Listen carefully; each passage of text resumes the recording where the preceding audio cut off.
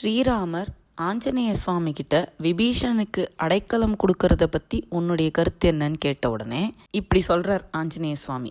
இணங்கினர் அறிவிலர் எனினும் எண்ணுங்கால் கணம் கொள்கை நும்மனோர் கடமை காண் என வணங்கிய சென்னியன் மறைத்த வாயினன் நுணங்கிய கேள்வியன் நுகழ்வதாயினான். இதில் ஸ்ரீராமருக்கு பதில் சொல்ல புறப்பட்ட ஆஞ்சநேய சுவாமியோடைய கோலம், திருக்கோலம் எப்படி இருந்தது அப்படிங்கிறத திருக்குறள்லேருந்து எடுத்து சொல்கிறார் கம்பர். மாதிரி அடிக்கடி ஆழ்வார் பாசுரங்களும் திருக்குறளும் மேற்கோள் மாதிரியே அந்தந்த வார்த்தைகளை போட்டே கம்பர் எழுதியிருக்கார். இந்த இடத்துல அவர் ரெஃபர் பண்ணுற குறள் என்னன்னா, நுணங்கிய கேள்வியர் அல்லார் வணங்கிய வாயினர் ஆதல் அரிது அப்படிங்கிற குறள். அதாவது நுணுக்கமான கேள்வி அறிவு இல்லாதவர்கள் வணக்கத்தோட இருக்கிறது அரிது. அதாவது வினயத்தோட அடக்கத்தோட வாழறது ரொம்ப கஷ்டம் அப்படின்னு திருவள்ளுவர் சொல்லியிருக்கார். அதாவது நுணுக்கமான கேள்வி அறிவு உள்ளவர்களுக்கு சுபாவமாகவே வினயம் வந்து சேரும்.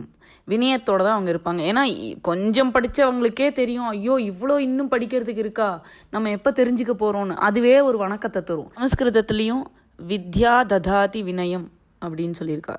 வித்யை வினயத்தை கொடுக்கணும். கொடுத்தாதான் அந்த வித்யைக்கு அழகு. அவரை விட ஒரு மகா புத்திமான் இல்லாத, ஒரு சமம் இல்லாத ஒருத்தர் இருக்கார். அவருக்கு வினயம் இருக்கிறது நேச்சுரல் தானே. நுணங்கிய கேள்வியர் எல்லாருக்குமே வினயம் வந்துரும்னா அவருக்கு நேச்சுரலாகவே அது வந்திருக்கு. இருந்த அத்தனை பேரையும் விட அறிவிலையும் ஞானத்திலையும் எல்லா விதமான பலங்கள்லையும் பெரியவரான ஆஞ்சநேய சுவாமி கடைசி வரைக்கும் கேட்குற வரைக்கும் தானாக அபிப்பிராயம் சொல்லாமல் சொல்லி கேட்ட போதும் கையெடுத்து வாயை புதைத்து தலையை குனிஞ்சு வணங்கி ஸ்ரீராமர் காலில் வணங்கி இப்படி பதில் சொல்கிறார். நம்ம அடைக்கலமாக வந்து சேர்ந்தவங்க அறிவிலர் எனினும் எண்ணுங்கால்.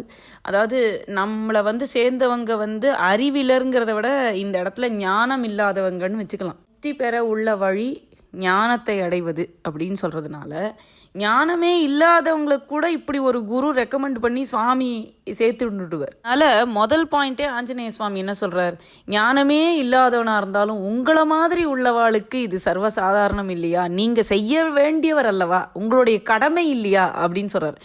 நும்மனோர் கடமை காண், நீங்களே இறைவனாக இருக்கும்போது அடைக்கலம் தரது உங்களுடைய கடமையாச்சே அப்படின்னு ஃபர்ஸ்ட் பாயிண்டே வச்சு விட்றாரு. அங்கே இருந்து அத்தனை பேரும் கூடாதுன்னு சொன்னாலே இப்போ ஆஞ்சநேய சுவாமிக்கு அடைக்கலம் தரணும்னு இருக்கே, அதனால் அதை எதிர்த்து சொல்லி அவ மனசையும் நோங்க வைக்கக்கூடாது அப்படின்னு அழகாக சொல்கிறார். இருக்கு ஸ்ரீராமர் மேலே பக்தினா அவர்கிட்ட மட்டும் வினயமாக இருந்தால் போருமே, மற்றவா கிட்ட வினயமாக இருக்க வேண்டிய அவசியம் இல்லையே. அதனால தான் முதல்லையே அவருடைய கேரக்டரே வினயம் அப்படின்னு சொல்லிட்டா.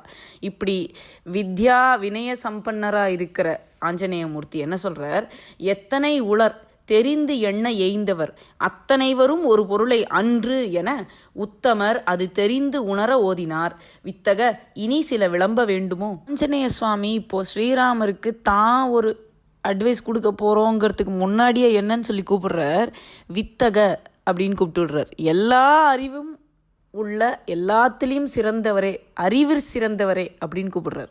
இந்த ஒரு சின்ன இடத்துல கூட எனக்கு உங்களை விட அறிவு ஜாஸ்தின்னு காமிச்சிக்கவும் மாட்டார், சொல்லவும் மாட்டார். இங்கே உள்ள உங்கள் மேலே அன்புள்ள, உங்கள் மேலே பிரியமுள்ள, அறிவு நிறைந்த, எல்லாம் தெரிந்து எண்ண எய்ந்தவர் முடிந்தவர்கள் எல்லாமே நெறிகளையும் அறநெறிகளையும் நல்ல ஒழுக்கங்களையும் தர்மத்தை எல்லாம் தெரிந்த எல்லாரும் உத்தமர்கள் இங்கே இருக்காங்க. அவங்க எல்லாம் தெரிஞ்சதையெல்லாம் மனசார உண்மையை தான் சொன்னாங்க. அந்த விஷயத்தை பற்றியெல்லாம் நானும் சொல்கிறதுக்கு என்ன இருக்குது, அதை சொல்லவும் வேண்டுமா, எல்லாமே அவள் சொன்னது கரெக்டு தான் அப்படின்னு முதல்ல சொல்லிட்டார். அவளை அப்ஜெக்ட் பண்ணுறதுக்கு முன்னாடி அவளுக்கு முதல்ல ஒரு ஐஸ் வச்சுட்டார். இப்போ முதல்ல சொல்ல போகிறார், தூயவர் துணித்திறன் நன்று தூயதே ஆயினும்ல தான் இருக்கு, ஆயினும் ஒரு பொருள் உரைப்பெண் ஆழியாய் தீயன் என்று இவனை யான் அயிர்த்தல் செய்கிலேன் மேயின சில பொருள் விளம்ப வேண்டுமால். இங்கே மனசு சுத்தமுள்ள, உங்க மேல பிரியமுள்ள எல்லாரும் சொன்ன எல்லாமே குற்றமே இல்லாத நல்ல கருத்துக்கள் தான். பட் ஆயினும் ஒரு பொருள் உரைப்பெண், உங்ககிட்ட ஒரு சமாச்சாரம் சொல்லணும், ஆழியாய் அப்படின்னு கூப்பிடுறார். கையில சக்கரம் ஏந்திர திருமாலே அப்படின்னே நேரடியாக கூப்பிடுறார். இவா சொன்னதெல்லாம் கரெக்டுனாலும் நான் இந்த விபீஷணனை தீயவன் அப்படின்னு சந்தேகப்பட மாட்டேன். சந்தேகப்படாமல் இருக்கிறதுக்கு உள்ள காரணங்களை கொஞ்சம் சொல்லணும், தயவு செஞ்சு கேளுங்கன்னு சொல்கிறேன். இப்போ சொல்ல போகிற அடுத்தடுத்த 2 பாட்டுகளில் இன்னொரு திருக்குறளை வந்து எடுத்துட்டு இருக்கார் கம்பர். அடுத்தது காட்டும் பளிங்கு போல் நெஞ்சம் கடுத்தது காட்டும் முகம். இப்படி பக்கத்தில் எதிர்க்க இருக்கிற எல்லா பொருட்களையும் பளிங்கு பளிச்சுன்னு காட்டிடுமோ அந்த மாதிரி ஒருத்தருடைய மனசுல இருக்கிற தீய எண்ணங்களை முகம் காட்டிடும். நயவஞ்சகமா இருக்கிறது யாராலையுமே கம்ப்ளீட்டா முடியாதுங்கிறது தான் திருவள்ளுவரோட கருத்து.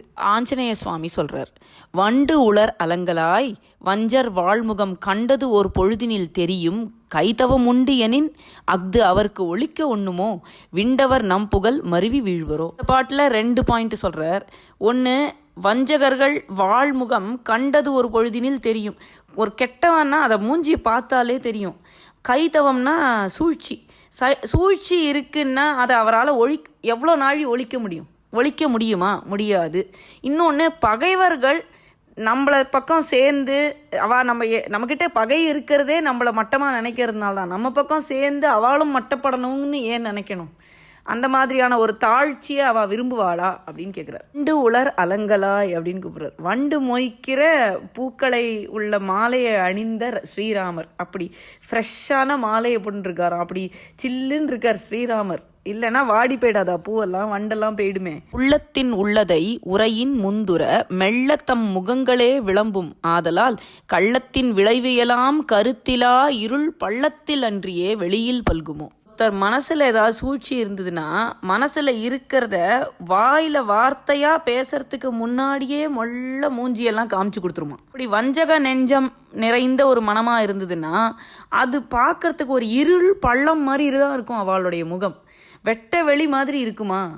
அந்த மாதிரி வெட்ட வெளி மாதிரி ஒருத்தருடைய முகம் இருக்கு அப்படின்னு சொன்னா அதுல கள்ளம் இருக்க வாய்ப்பு இருக்கா அப்படின்னு சொல்றார். இப்போ மொள்ள என்ன செய்யறார்? ஒருத்தரா சொன்ன அப்ஜெக்ஷனோடைய எல்லாத்துக்கும் பதில் சொல்றார். வாலி விண்பெற அரசு இளையவன் பெற கோலிய வரிசிலை வலியும் கொற்றமும் சீலமும் உணர்ந்து சேர்ந்து தெள்ளிதின் மேலரசு எய்துவான் விரும்பி மெய்னான். இந்த பாட்டு ஒரு ட்ரிக்கி பாட்டு. இந்த பாட்டுக்கு சரியான அர்த்தத்தை மனசால புரிஞ்சுன்னு சொல்லலைன்னா தமிழ் மட்டும் தெரிஞ்சா போறாது பாட்டு படிக்கிறதுக்கு. இப்போ எனக்கு தமிழே தெரியாது, வேற தர்ம நியாயமும் தெரியாது, ஏதோ எனக்கு அறிவு தெரிஞ்சதுப்படி நான் சொல்கிறேன். ஆனால் இந்த ரொம்ப ட்ரிக்கியான பாட்டு, ஈஸியாக ஸ்லிப்ஷார்டாக இது தப்பு தப்பாக சொல்கிறதுக்கு வழி இருக்குது இதில். நானே கேட்டிருக்கேன், ஒரு வழக்காடு மன்றத்தில் ஒருத்தர் இந்த பாட்டை சொல்லி விபீஷணன் கெட்டவன் அப்படிங்கிற கட்சியை சேர்ந்த ஒருத்தர், இவன் தன்னுடைய சுய லாபத்துக்காக உங்கள்கிட்ட வந்திருக்கான், அவனுக்கு அடைக்கலம் கொடுங்கோன்னு ஆஞ்சநேய சுவாமி சொன்னார்னு சொல்லிட்டா. அது எனக்கு அப்பயே கொஞ்சம் வருத்தமாக எனக்கு அப்போ அந்த பாட்டு தெரியவும் தெரியாது. அப்போ என்னடா இப்படி எழுதியிருக்காரா கம்பர்னு நினச்சிட்டு இருந்தேன். விபீஷணன் அப்படிப்பட்டவர் கிடையாது. கம்பரே சர்டிஃபிகேட் கொடுத்துருக்கார் ராவணன் வாய் மூலியமாக. பிரகலாதனும் நீயும் ஒன்று, பிரகலாதனுக்கு சமமாக உன்னை சொல்லலாம்னு ராவணன் வாயாலேயே சொல்ல வச்சார் கம்பர். கம்பரையும் அப்படி சொல்ல மாட்டார். ஆஞ்சநேய மூர்த்தி இப்படிப்பட்ட ஒருத்தருக்கு சப்போர்ட் பண்ணவும் மாட்டார். அது மாதிரி கிடையவும் கிடையாது. அந்த மாதிரி சொல்லக்கூடாது. பாட்டுக்கு என்ன அர்த்தம்னா, வாலி விண்ணுலகு சேர்ந்துட்டான், அவனை அப்படி சேர வச்சு, அதாவது வாலியை வதம் பண்ணி அவனுடைய தம்பிக்கு அந்த ராஜ்யத்தை நீங்கள் வாங்கி கொடுத்தேள். அப்படி வாங்கி கொடுத்த உங்களுடைய கோதண்டத்தோடைய வலிமை அது இந்த உலகத்துக்கே தெரிஞ்சுது. அப்படிப்பட்ட உங்களுடைய வீரமும் தயாள குணமும் இரக்கத்தையும் பற்றி கேள்விப்பட்டு இவன் தன்னுடைய மேலரசு எய்துவான் விரும்பி மேயினான். மேன்மையான அரசு உங்களால் கிடைக்கும்னு நினச்சி உங்ககிட்ட வந்திருக்கான் அப்படின்னு ஆஞ்சநேயமூர்த்தி சொல்கிறார். அந்த மேன்மையான அரசு என்னவா இருக்கும்? வெறும் ராஜ்யலக்ஷ்மி தானா? வெறும் மெட்டீரியல் இன்பங்களுக்காக தான் விபீஷணன் வந்தான்னு ஆஞ்சநேயமூர்த்தி சொல்கிறாரா? கிடையவே கிடையாது. மேன்மையான அரசு வைகுண்ட பதவி. இங்கே எப்படி சுக்ரீவனுக்கு அடைக்கலம் கொடுத்து அண்ணாவோட சண்டை போட்டு அவனுக்கு ராஜ்யம் வாங்கி கொடுத்தேளோ, அது மாதிரி தனக்கும் மோட்ச சித்தி கிடைக்கிற அளவுக்கு பெரிய ராஜ்யத்தை நீங்கள் வாங்கி தருவேன்னு எதிர்பார்த்துட்டு விபீஷணன் இங்கே வந்திருக்கான். இப்படி சொல்கிறார் ஆஞ்சநேயமூர்த்தி.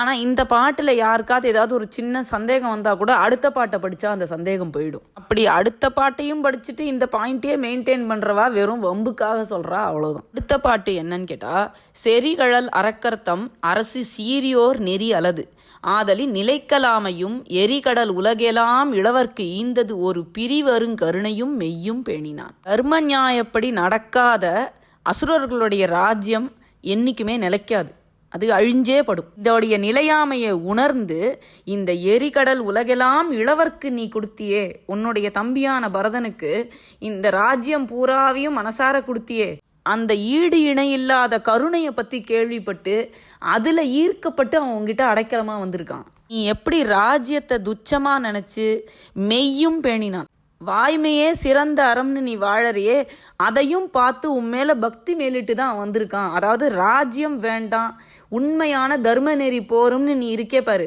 உன்னை அடைக்கலமாக வந்ததுலேருந்தே அவனுக்கு அதில் எந்த இன்ட்ரெஸ்ட்டும் இல்லை, இந்த மெட்டீரியல் வேர்ல்டில் அவனுக்கு எந்த இன்ட்ரெஸ்ட்டும் இல்லைன்னு தெரியலையா அப்படின்னு ஆஞ்சநேயமூர்த்தியோட கருத்து. அதாவது விபீஷ்ணனுக்கு ராஜ்ய ஆசையோ வேற அல்டீரியர் மோட்டிவ்ஸ் எதுவும் இல்லை, உங்களுடைய தனிப்பெரும் கருணையை விரும்பி வந்திருக்கான். காலமன்று இவன் வருகாலம் என்பரேல் வாலி தன் உருப்பகை வலியது ஏறியதால் இனி அங்கு இவர்க்கு இறுதியாவதால் மூலம் என் துணைவரை பிரிவு முற்றினான். இவன் என்ன இந்த சமயம் பார்த்து இங்கே வந்திருக்கான், இவன் வந்த சமயம் சரியில்லை சாம்பன் சொன்னாரே, அதனால இவர் சொல்றார் பதில், இவன் இங்கே வந்த காலம் சரியான காலம் இல்லை, இவன் என்ன இந்த சமயத்தில் வந்திருக்கான் அப்படின்னு சந்தேகப்படுவார்களானால் அதுக்கும் பதில் சொல்கிறேன் அப்படின்னு சொல்கிறார். அதாவது ஏன் இப்போ இந்த சமயத்தில் வந்தான், வாலிங்கிற ஒரு மகாபலசாலியான ஒரு போர் வீரனையே நீங்கள் கடந்து நின்றுட்டல், அவனையே ஜெயிச்சுட்டல், இப்போ இனிமே கண்டிப்பாக மோசமான நெறியிலேயே இன்னமும் போயின்னு இருக்கிற ராவணன் கும்பகர்ணங்களுக்கு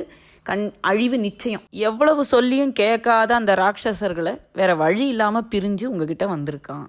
தீத்தொழில் அரக்கர்த்தம் மாய செய்வினை வாய்த்துளர் அன்னவை உணரும் மாண்பினால் காய்த்தவர் அவர்களே கையுற்றார் நமக்கு ஏத்தரும் உறுதியும் எளிதில் எய்துமால். அவமான செயல்களையே ஒரு தொழிலா செஞ்சுட்டு இருக்கிற அரக்கர்கள் சாதாரண விதத்துல போர் செய்ய மாட்டா, மத்தவா கிட்ட போர் செய்யற மாதிரி அவங்கள்ட்ட செய்ய முடியாது. அவங்க மாய செய்வினையெல்லாம் செய்ய வல்லவர்கள். அதை பத்தின எல்லா சூழ்ச்சியும் தெரிஞ்ச, அதை பத்தின விவரங்கள் புரிஞ்ச விபீஷணன் நம்ம பக்கத்துல இருந்தா நமக்கு நல்லது. அந்த மோசமான அரக்கர்களை நம்ம சுலபமாக ஜெயிச்சிடலாம் அப்படின்னு சொல்கிறார். இதுக்கு முன்னாடி சாம்பன் கெட்டவாலாம் நம்ம பக்கம் வந்தால் திடீர்னு நம்மளுக்கே கெடுதல் பண்ணிடுவான்னு சொன்னாரே, அதுக்கு இப்போ பதில் சொல்கிறார். தெளிவுறல் அரிது இவர் மனத்தின் தீமையாம் விழிவது செய்குவர் என்ன வேண்டுதல் ஒளி உற உயர்ந்தவர் ஒப்ப எண்ணலார் எளியவர் திறத்து இவை எண்ணல் ஏயுமோ. இவா கெட்டவா, இவா மனசில் என்ன நினைப்பா, என்ன சூழ்ச்சி பண்ணுவான்னு நம்மளால தெரிஞ்சுக்க முடியாது, நம்மளையெல்லாம் கொலை பண்ணிடுவா அப்படின்லாம் சொல்றது மனசுல ஒளி உள்ள உயர்ந்தவர்கள், நம்மளை அடைக்கலம் வந்தவங்களை பத்தி சொல்றது தப்பு இல்லையா? அறிவில சிறந்த உயர்ந்தவர்கள் தன்னை அடைக்கலமா சேர்ந்தவர்களை பத்தி இப்படி நினைக்கிறது நியாயமா, அப்படி ஏற்குமா, அது தப்பு இல்லையா அப்படின்னு சொல்றார். இப்போ கண்ணால பார்த்ததை பார்த்து சர்டிபிகேட் கொடுக்கிறார் ஆஞ்சநேயமூர்த்தி. கொல்லுமின் இவனை என்று அரக்கன் கூறிய எல்லையில் தூதரை எரிதல் என்பது புல்லிது பழியொடும் புணரும் போர்த்தொழில் வெல்லலம் பின்னர் என்று இடை விளக்கினன். சீதா பிராட்டியை பார்த்துட்டு திரும்பி வரத்துக்கு முன்னாடி ராவணன் சபையில் நான் இருந்தபோது இவனை பிடிச்சு கொல்லுங்கோ அப்படின்னு அரக்கன் சொன்ன வேளையில தூதரை கொல்றது புல்லிது, மகா மட்டமான செயல், அற்பமான செயல் அப்படின்னு இவன் எடுத்து சொன்னான். பின்னாடி போர் செஞ்சு அவனை ஜெயிச்சுக்கலாம், இப்படி கொலை பண்ணாதீங்கோ அப்படின்னு விபீஷணன் இடை விலக்கினான். அதனாலதான் ராவணன் கொல்ல துணியல. அப்படிப்பட்ட தர்ம நியாயம் தெரிஞ்சவன் விபீஷணன் சொல்றார். மட்டும் இல்ல, தர்ம நியாயம் மட்டும் தெரிஞ்சா போறாது. அவெல்லாம் சொன்னாலே சாம்பன் எல்லாரும் இத்தனை நாளைக்கு அண்ணாவோட சேர்ந்து எல்லாத்தையும் அனுபவிச்சுட்டு இன்னைக்கு திடீர்னு இங்கே அவன் சாக போறானோன்னு இங்கே ஓடி அந்த மாதிரி செய்யலையே. தைரியமா நின்று எதிர்த்து நின்று எது தர்மமோ அதை எடுத்து சொன்னாரே விபீஷணர். ஏதோ போனா போறதுன்னு ராவணன் கொல்லாம விட்டான், இல்லைன்னா விபீஷணர் அங்கேயே போட்டு தள்ளியிருப்பான். அவன் என்ன வேணா செய்யக்கூடியவன் அப்படிங்கிற நிலைமையில யார் ஒருத்தன் எதிர்த்து நின்று தர்மத்தை சொல்றாளோ அவ மோசமானவா கிடையாது. அதை தான் அந்த பாயிண்ட்டை தான் இப்போ சொல்கிறார் ஆஞ்சநேயமூர்த்தி. இவ்வளோ அவன் மோசமான ஒருத்தன் கொல்ல பண்ணணும்னு முடிவு பண்ண போது இவர் எதிர்த்து தர்ம நியாயத்தை எழுந்து நின்று சொன்னார். வேற என்னெல்லாம் விபீஷணர் சொன்னார் அப்படின்னு ஆஞ்சநேயமூர்த்தி சொல்கிறார். மாதரை கோரலும் மரத்து நீங்கிய ஆதரை கோரலும் அழிவு செய்யினும் தூதரை கோரலும் தூய்து அன்றாம் என ஏதுவில் சிறந்தன எடுத்து காட்டினார். அதாவது பெண்களை கொல்வதும் அறிவில்லாத வீரமில்லாத முட்டாள்களை கொல்வதும் தூதரை நமக்கு கெடுதலே செய்யறதுக்காக வந்தவாளா இருந்தாலும் தூதர்களை கொல்வதும் தூயது அல்ல அப்படின்னு ஏதுவில் சிந்தனை எடுத்துக்காட்டி இதையெல்லாம் எடுத்து சொன்னார் விபீஷணர். எல்லியில் யான் இவன் இரண மாளிகை செல்லிய போதினும் திரிந்த போதினும் நல்ல நிமித்தங்கள் நனி நிகழ்ந்தன அல்லதும் உண்டு நான் அறிந்தது ஆழியாய். ராத்திரி நேரத்துல ஸ்ரீலங்கால போய் சீதா பிராட்டியை தேடின ஆஞ்சநேயமூர்த்தி எல்லா இடத்துலையும் சுற்றினாரு. அப்படியே விபீஷ்ணரோட மாளிகை பக்கமும் போய் சுற்றி இருக்கார். அதை சொல்கிறார், இருட்டு நேரத்தில் ராத்திரி நான் இவனுடைய மயமான மாளிகைக்கு போன போது அங்கே போய் திரிஞ்ச போதும் நல்ல நல்ல நிமித்தங்கள் எனக்கு தெரிஞ்சுது, நனி நிகழ்ந்தன. உயர்வு நவிர்ச்சியாக சொல்கிறார். ரொம்ப நல்ல விஷயங்கள்லாம் நான் பார்த்தேன் அந்த மாளிகையை சுற்றி. இது தவிர இன்னமும் சொல்கிறதுக்கு உண்டு. ஆழியாய், திருப்பியும் ஆழியாய்னு கூப்பிடுறார். நிந்தனை நரவமும் நெறியில் ஊன்களும் தந்தன கண்டிலேன் தருமதானமும் வந்தனை நீதியும் பிறவும் மாண்பமைந்து அந்தணர் மனை என பொலிந்ததாம் அன்றோ. உயர்ந்தவர்கள் நிந்தனை செய்யக்கூடிய மது அது இல்லை இவனுடைய மாளிகையில். நெறியில் ஊன்கள், நெறி இல்லாத வழியில் கொலை செஞ்சு மிருகங்களை சாப்பிட்ற வழக்கம், அந்த மாதிரியான எந்த மாமிச தப்புகளும் அங்கே இல்லை. தர்மம் இல்லாத வழியில் மிருகங்களை கொன்று சாப்பிட்ற வழக்கம் அவர்கிட்ட இல்லை. வந்தனை நீதியும், நல்ல தெய்வ வழிபாடு, அதுக்குள்ள பூஜை முறைகள், நீதி, தர்ம நெறி, பிறவு மாண்பு, தான தர்மமெல்லாம் பண்ணி ஃபேமிலியோடைய இடமே ரொம்ப சுபிக்ஷமாக லக்ஷ்மிகரமாக நன்னா இருந்தது அப்படின்னு சொல்கிறார். ரொம்ப உயர்ந்த அந்தணர் மனை, அந்தணர்னா பெரிய ரிஷி முனிவர்கள், பிரம்ம ரிஷிகள், அந்த மாதிரியான ஒருத்தருடைய இடம் எப்படி இருக்கும் அந்த மாதிரி இருந்தது விபீஷ்ணன்.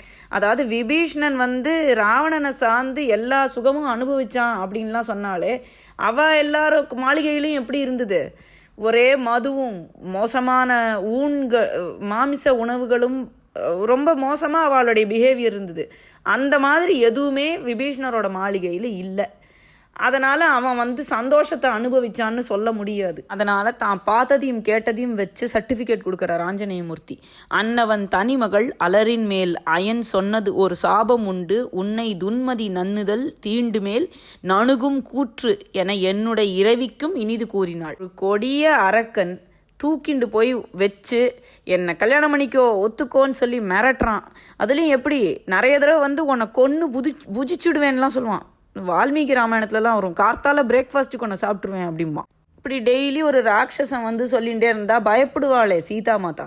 அவளோட பயத்தை போக்குறதுக்கு விபீஷ்ணனுடைய தனி மகள், தனினா ஒப்பற்றவள்னு அர்த்தம், தனி அப்படின்னு சொன்னால் யூனிக்குன்னு அர்த்தம். ஏன் யூனிக்னா அசுரர்கள் குலத்தில் இப்படி ஒரு பொண்ணு பிறக்கிறது தனி, அது மாதிரி ஒன்று நடக்காது. அப்படிப்பட்ட பெருமை வாய்ந்த விபீஷ்ணனுடைய மகள் சீதை கிட்ட போய் நீ கவலைப்படாத, பயப்படாத, இவன் சொல்றதெல்லாம் சொல்லிட்டு போட்டும், உன்னுடைய சம்மதம் இல்லாமல் அவனால் தொட முடியாது, நான்முகன் கொடுத்த சாபம் இருக்கு அவனுக்கு, விருப்பம் இல்லாமல் அவன் உன்கிட்ட வந்தான்னா அவன் தலை சுக்குநூறாக வெடித்து செத்து போயிடுவான், அதனால தான் டெய்லி உங்ககிட்ட பேசி மிரட்டுறான், அவனால் ஒன்றும் பண்ண முடியாது ஒன்று அப்படின்னு தைரியம் சொல்லி அவள் மனசை சந்தோஷப்படுத்தி கான்ஃபிடென்ஸ் கொடுத்து வாழ வச்சுன்னு இருக்கா.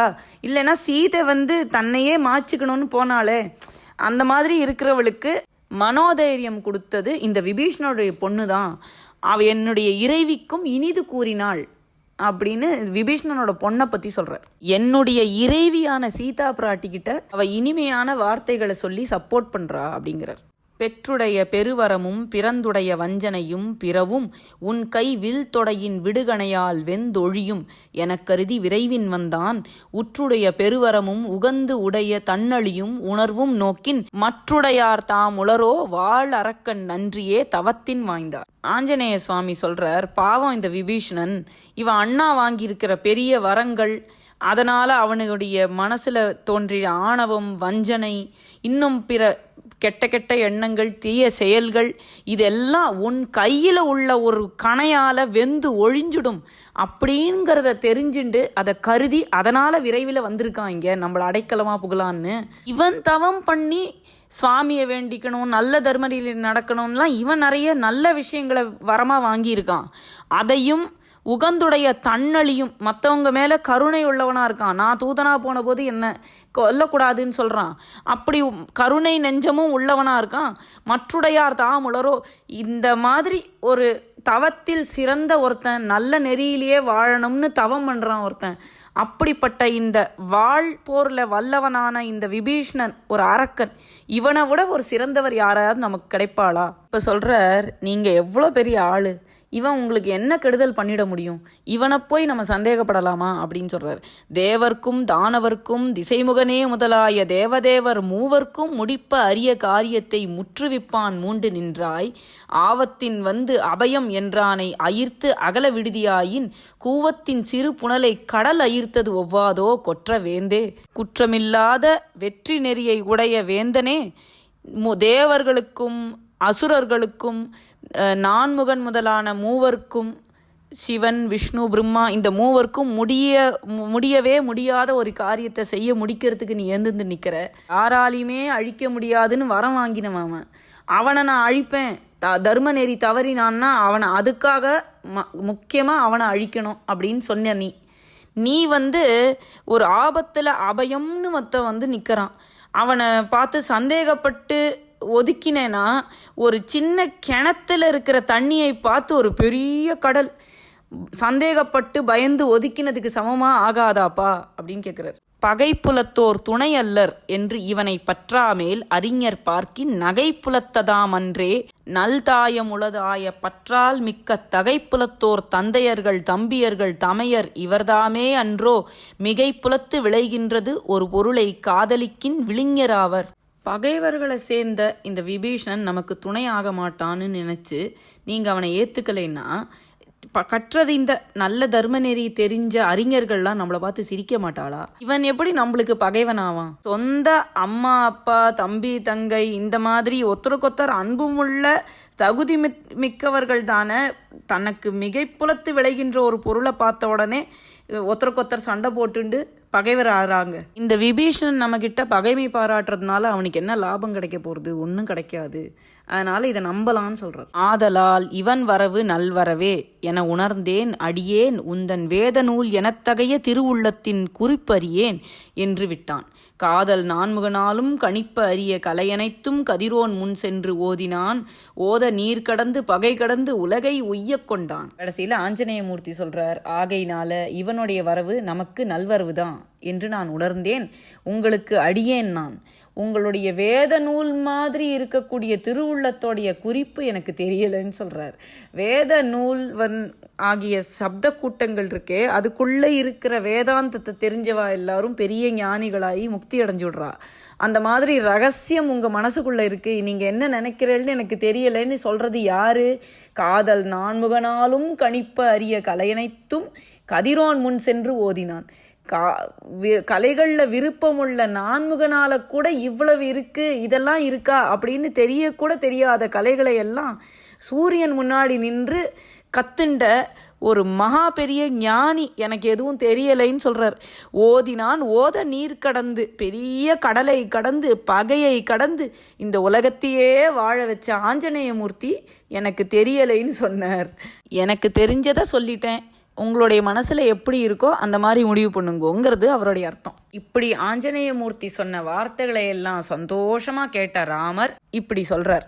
மாருதி அமுத வார்த்தை செவிமடுத்து இனிது மாந்தி பேரறிவாள நன்று நன்று என பிறரை நோக்கி சீரிது மேல் இம்மாற்றம் தெளிவுறத் தேர்மின் என்னா ஆரியன் உரைப்பதானான் அனைவரும் அதனை கேட்டார். ஆஞ்சநேய சுவாமி சொன்ன அமுதம் மாதிரியான வார்த்தைகளை ராமன் காதார கேட்டு சந்தோஷம் அடைஞ்சு அமிர்தத்தை குடிச்சா மாதிரியான ஒரு பேரானந்தத்தை அனுபவிச்சு சொல்றார். பேரறிவாளா, பேரறிவுடையவனே, நல்லது நல்லது, நீ சொன்னதெல்லாம் நல்லது அப்படின்னு சொல்றார். அப்புறம் மற்றவங்களையெல்லாம் பார்த்து இது அனுமன் கூறிய கருத்துகள் எல்லாமே உயர்ந்தது அப்படிங்கிறத நீங்க பின்னாடி தெரிஞ்சுப்பேள்.